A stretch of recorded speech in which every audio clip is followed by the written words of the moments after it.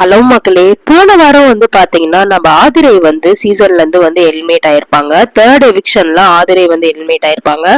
Already பாத்தீங்கன்னா பிரவீன் காந்தியும், ரெண்டாவது எவிக்ஷன்ல பாத்தீங்கன்னா அப்சரா இவங்கெல்லாம் எலிமினேட் ஆயிருப்பாங்க. இப்ப மூணாவது வாட்டி ஆதிரை எலிமினேட் ஆயிருக்காங்க.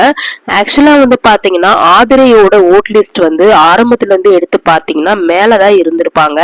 அவங்க எதனால கீழே வந்தாங்க அப்படின்ற கேள்வி மக்கள் மத்தியில இருக்கு. சோ எதனால அப்படின்னா அவங்க பிஹேவியர் ஆல மட்டும்தான் இந்த நிகழ்வு நடந்திருக்கு. அவங்க வெளியே வந்ததுக்கு அப்புறம் விஜய் சேதுபதி ஒரு கேள்வி மட்டும் கேட்டிருப்பாரு. அதாச்சு நீங்க என்ன மிஸ் பண்ணிட்டீங்கன்னு நினைக்கிறீங்க, அதாவது என்ன இந்த எவிக்ஷனுக்கு காரணம் நினைக்கிறீங்க அப்படின்ற மாதிரி கேட்டிருப்பாரு.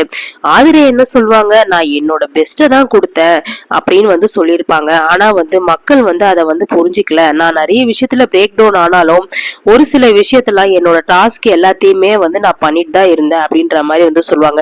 ஏமா இது உனக்கே நியாயமா இருக்கா? நீ என்னெல்லாம் பண்ணன்றது மக்கள் பார்க்காம கிடையாது, சுத்தியும் கேமரா வச்சிருக்காங்க. சோ நீ என்னெல்லாம் பண்ண, எப்படி எல்லாம் விளையாடுன்றத மக்கள் பார்த்துட்டு தான் ஓட் பண்ணிருப்பாங்க.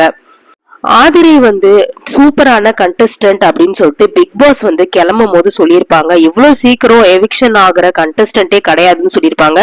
எனக்கு தெரிஞ்சுங்க அது உண்மையிலே உண்மையான விஷயம் தான். அவங்க டேலண்ட், அவங்களுக்கு விளையாடுற எல்லா விதமான டேலண்ட்டும் அவங்களுக்கு இருக்கு. ஆனா அவங்க அதை சரியா பயன்படுத்தல அப்படின்னு தான் சொல்ல முடியும். சோ பிக் பாஸ் சொன்ன மாதிரி இவ்வளவு சீக்கிரம் எவிக்ஷன் ஆன கண்டஸ்டன்டே கிடையாது. அது எல்லாமே ஒரு விதத்துல உண்மையாதான் இருக்கு.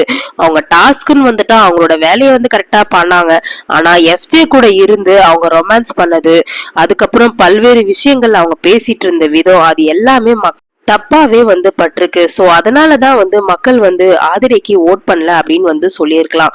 சோ இன்னொரு விஷயம் என்னன்னா, ஆரம்ப கட்டத்துல பாத்தீங்கன்னா ஆதிரை எல்லாரும் நிறைய ஓட்டு எடுத்து பாத்தீங்கன்னா மேலதான் இருந்தாங்க. அதாச்சும் ஃபர்ஸ்ட் எவிக்ஷன்லயும் சரி, செகண்ட் எவிக்ஷன்லயும் அவங்க நாமினேட் ஆகும்போது ஆதிரை தான் பாத்தீங்கன்னா மேல இருந்தாங்க. சோ அப்ப பாத்தீங்கன்னா நார்மல் ஸ்டார்ட் ஆயிருந்தது பிக் பாஸ். சோ அப்ப அவங்களுக்கு ஃபேன்ஸ் இருந்தது.